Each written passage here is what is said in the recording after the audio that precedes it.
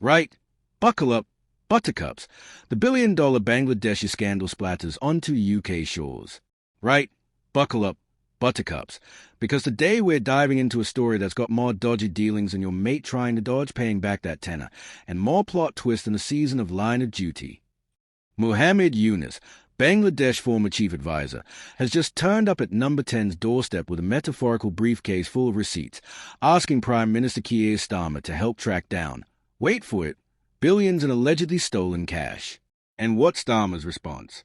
Crickets. Oh, and here's your first plot twist.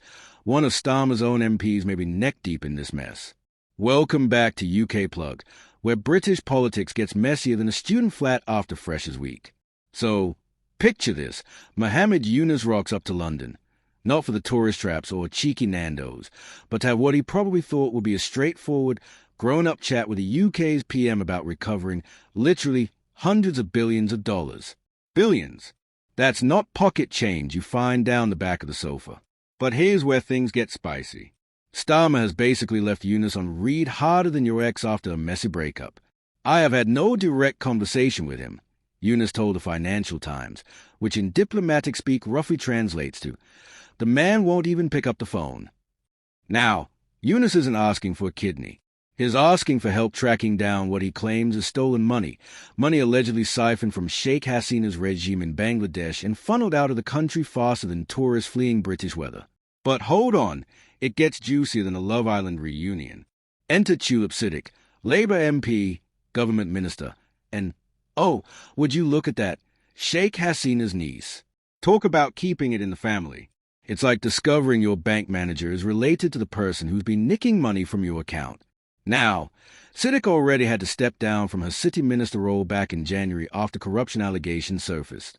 But plot twist number 2. She's written to Yunus, asking for a meeting to clear up these pesky little allegations from the Bangladesh Anti-Corruption Commission. And Yunus's response? A diplomatic thanks. But no thanks. Colder than a February morning in Blackpool. This is a legal issue, not personal, he said. In other words, sorted out in court. Love, not over afternoon tea. Let's make this a bit educational. Time for a geography lesson, money laundering style. According to Yunus, during Hasina's 16-year reign, she essentially turned running Bangladesh into the world's most expensive hobby. Except instead of collecting stamps, she was allegedly collecting billions for her family and friends. A big looting process, as Yunus so eloquently put it. And where did all this loot end up? Surprise, surprise, some of it apparently landed in the UK, as well as Canada, Singapore, the Caribbean, and the Middle East. It's like a world tour, but instead of fridge magnets, they were collecting financial assets, mansions, bank accounts, shell companies, you name it. The scale here is mind-boggling.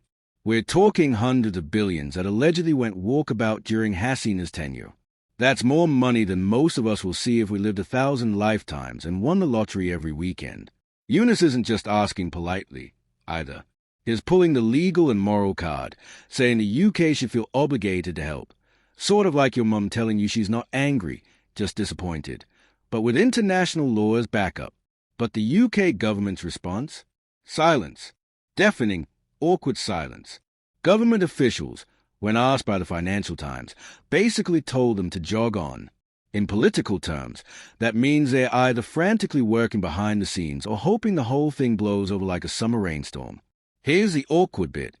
If even half these allegations are true, the UK could be sitting on more dirty money than a casino's washing machine. And with one of Starmer's own MPs caught in the crossfire, this isn't just a Bangladesh problem. It's landed right on the UK's doorstep like a suspicious Amazon package. The pressure is mounting, and Yunus is clearly playing the long game. He's not just asking for help. He's making a moral argument that's harder to ignore than your alarm clock on a Monday morning. This story has everything. International intrigue, family drama, billions in allegedly stolen cash, and a prime minister doing his best impression of someone who's definitely not home when the doorbell rings. It's like EastEnders, but with actual consequences for international relations. Can Starmer keep dodging this conversation forever, especially with Yunus planning return visits and pressure mounting from every direction? At some point, someone's going to have to pick up the phone. And when they do, it'll be one hell of an awkward conversation. So, what's your verdict, UK plug family? Should the UK help Bangladesh track down these allegedly stolen billions? Is Starmer right to keep his distance, or is this diplomatic cold shoulder going to backfire spectacularly? And what about Tulip Siddiq? Is this a case of guilt by association, or something more serious? Drop your thoughts in the comments below. I read every single one, and your insights always make these stories even more interesting. If you enjoyed this deep dive into political drama, smash that like button and subscribe to UK Plug for more stories that make you question everything you thought you knew about British politics. Until next time, keep questioning, keep thinking, and remember, the truth is always stranger than fiction, especially in politics.